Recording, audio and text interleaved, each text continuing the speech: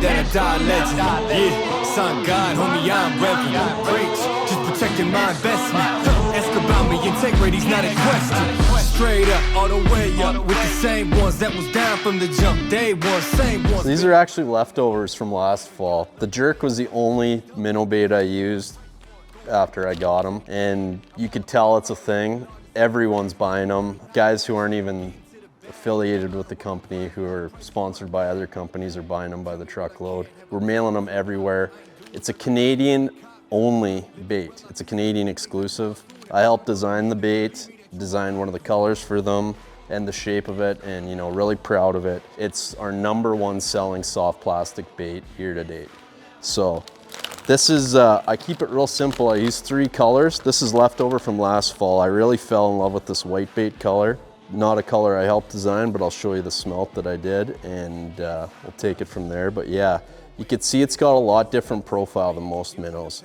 It's a lot deeper, like a real bait fish, like a real Cisco, like a real shad. And I think that's one of the big players as to why it's working so good and selling so good. This bait is super T.P.E, so it's stretchy, which everyone likes. It's got salt infused on one side and scent on the other. So that's a rare thing for T.P.E baits, to have stuff actually infused in it. Comes in lots of good colors. Pairs up great with a smeltinator. You can see that's a 3/8 colored smeltinator. I love that gold, especially for the smallmouths up here. And yeah, that was one of the baits I pretty much played with all fall. So this is the smelt color that I helped design, and just so you guys know how much actually went into this, I still have the last 3 iterations here, 1, 2, and 3. And you can't tell, but everything is different about those, and it doesn't look like it from the eye. Translucency, the fleck, everything's just a little bit different. Each one has just a little bit more, and we spent a lot of time on this. We spent a full year almost on this color, and it's been the #1 selling color, clearly, and it catches the heck out of them. So I'm gonna show you how to rig one, and it's great not only on the jig head, but on the drop shot. It's got lots of uses, and it's good for walleyes as well. So when I take my jerk, the first thing I do is I size it up with the head.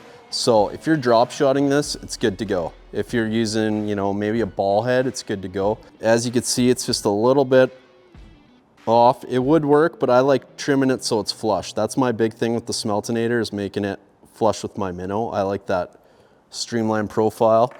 So the first thing I do is I just cut a little bit. So I kind of mark out, eyeball where it meets up flush with the back of the bait.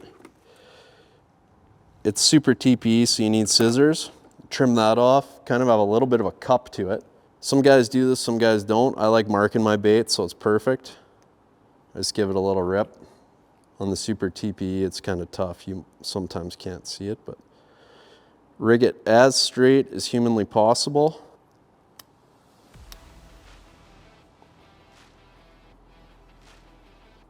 You're good to go. You see how nice and deep that bait is compared to some? It's got that real profile.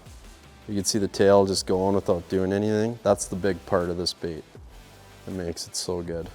So aside from smelt, my other favorite color has been white bait. Any stainless, tannic water, anything like that, love this color.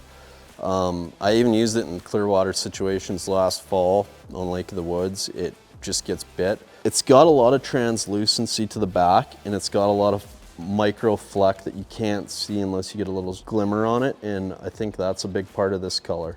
The other cool thing about the jerk that I'm super proud of is that every bait you get is fishable. They all come in this hard clam inside the bag, and every one is perfectly straight, ready to roll. It's actually really nice. You know, in the past, some of these other brands of baits, you buy one or a pack, and under half the pack is usable because of all the kinks and the curvatures, and they just become not straight in the packaging. Every CrushCity bait in some way or another has a way of keeping it straight, so it's good to go when you get it.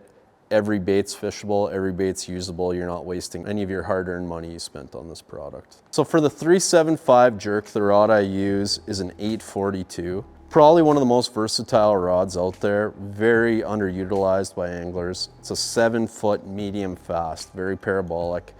That rod's gonna allow you, I mean, you could just cast it like nothing, no matter which way you cast. and it's gonna load up real good. You're gonna let them eat it good. It's a lot more parabolic than a lot of the rods guys are using. You're gonna lose less fish. And yeah, keep it pretty simple, man. That's 10-pound Suffix 842 and 10 or 12 pound Suffix Advanced fluorocarbon leader line.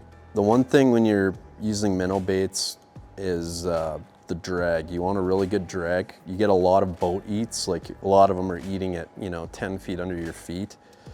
You want to have one of your best spinning reels as your minnow reel.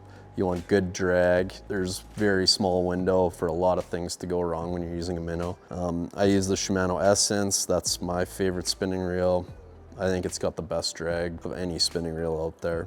Lots of baits, it's not as important, but this one, being as short line, you're hitting them sometimes, drag's a huge thing.